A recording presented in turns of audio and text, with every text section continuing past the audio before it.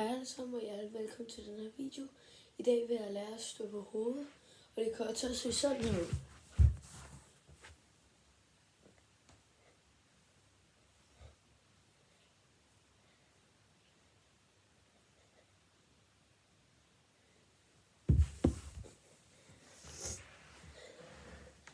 Man starter med at lave en koldbøtte.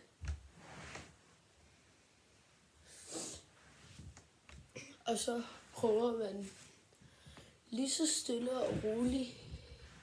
Og så med at lave en koldbøtte. Ja. Og så prøver man, det er starten på en koldbøtte. Men det starter med sådan. Så går man ned på hovedet, ligesom i en koldbøtte. Så stiller man så med sine fødder her. Så helt stræk.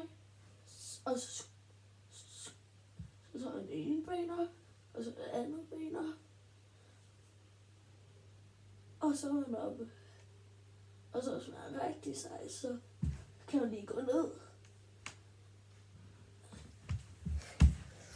5 gange, og så op. Og så på hovedet.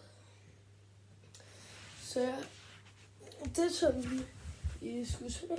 Og så kommer det til at se sådan. Og så ser sådan her ud. Og så går man bare op. Det samme ben, det er lidt svært.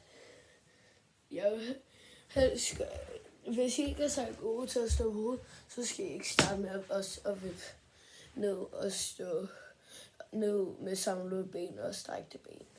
Så ja, husk at like og subscribe. Det er det, jeg vil vise jer. Hej hej.